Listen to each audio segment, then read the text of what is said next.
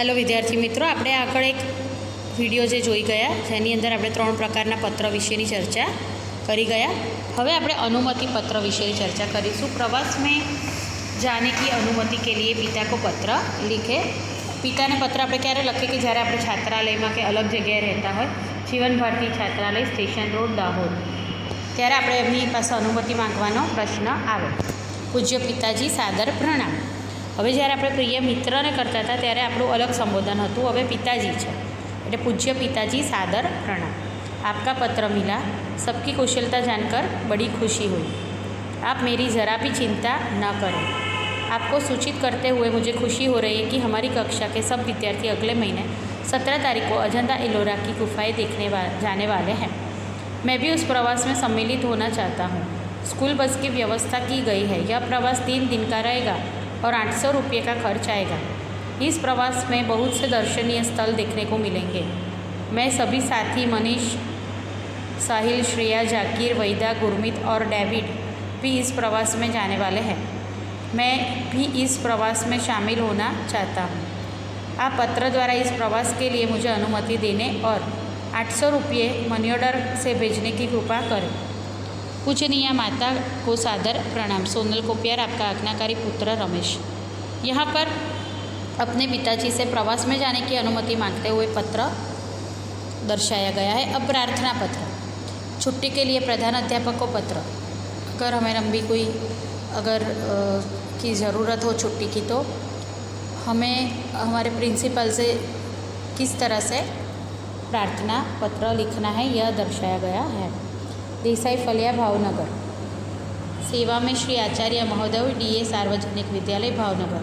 आप देख सकते हैं कि अगर हमें हमारे इस तरह का पत्र लिखना है तो उसका संबोधन बदल जाएगा। आदरणीय गुरुदेव, सविनय निवेदन है कि मेरी बहन की शादी आगामी 27 तारीख को निश्चित की गई है।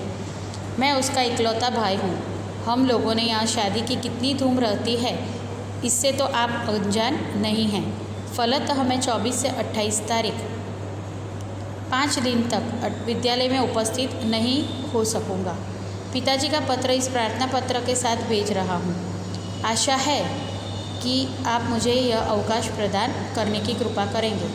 इसके लिए मैं सदैव आपका कृतज्ञ रहूँगा। आपका आज्ञाकारी छात्रा मनोज पटेल, क्रमांक 25, वर्ग 8। उसके बाद कार्यालय पत्र। स्वास्थ्य अधिकारी को गंदगी के बारे में शिकायत पत्र। तो इस तरह के अगर अलग अलग जगह पर किस तरह से हमें पत्र लिखने चाहिए, तो इसकी जानकारी हमें यह पत्र के निबंध जो आपकी इकाई है इसके द्वारा हमें समझाया गया है। 20 मई 2011 सेवा में स्वास्थ्य अधिकारी महोदय, महानगर पालिका बड़ौदा। मान्यवर, सविनय निवेदन है कि मैं गायत्री मोहल्ले में रहता हूँ। यह मोहल्ला पिछले कई दिनों से ठीक से साफ नहीं हो रहा है। आजकल शादी का मौसम है, रास्ते पर गंदगी फैली है। पास में कूड़ेदान में सब जूठन डाल जाते हैं। बदबू के कारण पिछले 2 दिन से तो यह हाल हो गया है कि वहाँ से आना जाना भी मुश्किल हो गया है। आने जाने वाले सभी लोग परेशान हो रहे हैं। यदि गंदगी को शीघ्र न हटाया गया तो मोहल्ले भर में बीमारी फैल जाने का डर है। आशा है कि आप शीघ्र ही उसे हटवाने की व्यवस्था करेंगे। आपका विनम्र सेवक सुरेश भाई परमार, गायत्री मोहल्ला बड़ौदा। अब व्यावसायिक पत्र। पुस्तकें भेजने के लिए पुस्तक विक्रेता को पत्र।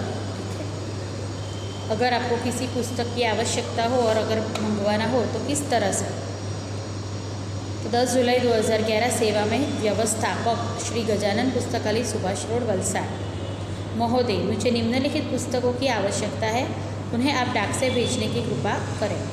नन्हा कोश श्री रतिलाल नायक, नालंदा विशाल व शब्द सागर श्री नवल जी, बृहद हिंदी शब्दकोश श्री श्याम सुंदर बहादुर वर्मा, डॉक्टर धर्मेंद्र शर्मा।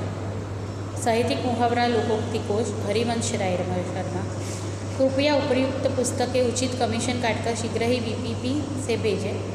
बहुदीय प्रीतिशा शांति भवन, MG रोड, राजकोट। तो इस तरह से अलग अलग प्रकार के पत्र की चर्चा हमने इस वीडियो में की। अब आगे इकाई में डायरी लेखन की विशेषता और क्यों लिखनी चाहिए उसके बारे में हम नेक्स्ट वीडियो में देखेंगे। आभार।